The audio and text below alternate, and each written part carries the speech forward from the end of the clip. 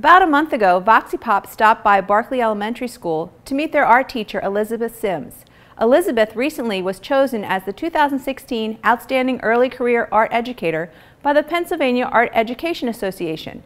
Liz had been nominated by her building principal, Dr. Kia Champagne-Lee, and was selected as this year's winner among the many talented art teachers throughout Pennsylvania. Let's take a minute to get to know this extremely dedicated and talented teacher.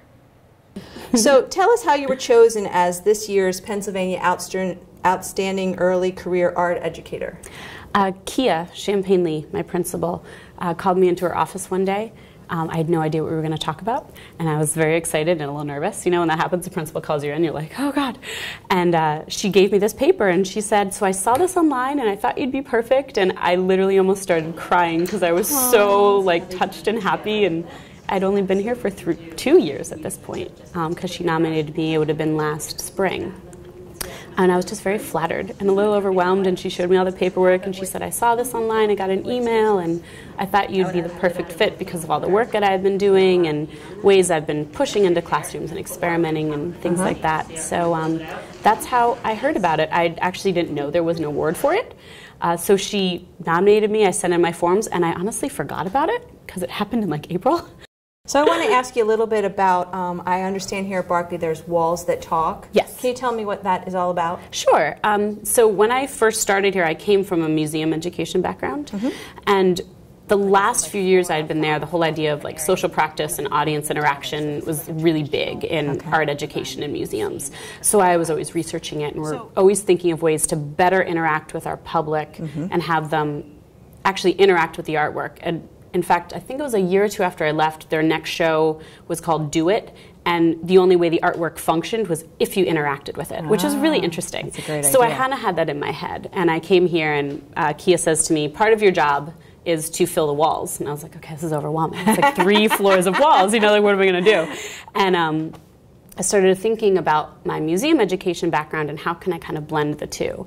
And I thought, well, you know, the hallways are part of the school. Why can't they be also a learning space? Like, why just have them be hallways? So the idea was to create the exhibitions we put on, and the student galleries, I call them. They're not hallways, they're my student galleries, to make them interactive and to make them a learning space so the kids can go out and look at artwork and respond and kind of critique and give feedback. That also helps pull literacy into what I'm doing. So, and how do they do that? How do they respond to the art in the hallways? Is there a place where they can leave a note about them, or do the students talk about them there? Both. So the way I set it up is I hang the wall with my little title wall. I'm very much like a student told me once that our walls look like an art gallery, which is quite possibly like the best compliment I've ever gotten, because that was my goal. So we hang up all the work, and then I put a sign at the end that said, the fabulous artists at Barkley want to hear your thoughts. And it gave some suggestions, you know, what do you find most interesting? What's your favorite work and why? And I said, please tell us. And then there was just a little folder with sticky notes and pencils, and kids walking down the hall could stop and look at something and leave me a note and put their name in it. And then every week or so I would collect them, write them on speech bubbles, and then attach them on the wall above the artwork. So then the kids would start to see students responding to their own artwork. Yeah, and then they would come into class, they'd be all excited. They're like, so-and-so talked about my work, or I saw something above my work. And that helped in my classroom, because then I feel like they felt as if what they were doing had more of a purpose. Right. Instead of, oh, Mrs. Sims is asking us to do this, so we have to do it. Right. So it was like, oh no, people are noticing, people are paying attention. And then Dr. Champagne-Lee would write something, and then it was like the talk of the town. Or their teacher would write something. And I think it gave them a little more confidence in what they were doing, and they took class a little more seriously because they knew people were looking. Yeah. And how did the mural come about? Well, the mural came about because of our home and school. And because of Dr. Champagne-Lee. We have a fabulous Home and School Association of Berkeley. And they put aside like a chunk of money for us, and part of it was for school beautification. So at the beginning of last year, Kia came to me and said, you know, we really want to do something for the school, maybe a mural. She threw out some ideas. She's like, think about it, get back to me. And I really liked the idea of a mural. There's one outside, but I like interior murals. And I thought, we have this beautiful old school, these huge walls, fill them with something.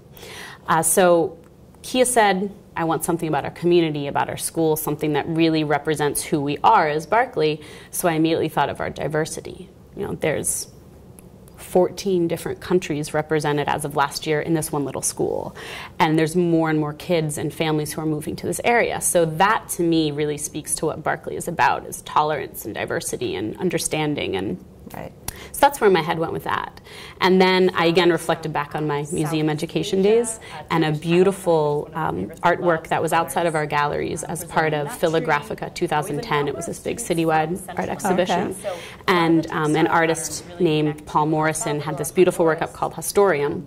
And it was plants that flowers. Did you design the mural? Yeah. Oh my gosh, it's quite inspirational. It took a couple weeks. I had this big piece on my board and the kids would come in and look at it, and sometimes they would give me suggestions, which was awesome. Like one little boy, I believe he's in 3rd grade now, his family's from Mexico, and there's a Mexican son in part of it. And he was like, Mrs. Sims, he's like, there's usually stars behind it, but it's okay. And I was like, no. I was like, we're going to put stars behind it. Like, please tell me your ideas, you know? And so that's why there's stars behind it. So there's bits and pieces that the kids really had an influence on. I mean, they influenced the whole thing, but there's specific places where they know, like, that's my mark. Or, right. I told her about this, she didn't know, which was really great. Well, I'm sure they're very proud of you as well. Oh, thank you. So for Voxipop, this is Kelly Connors. Thank you.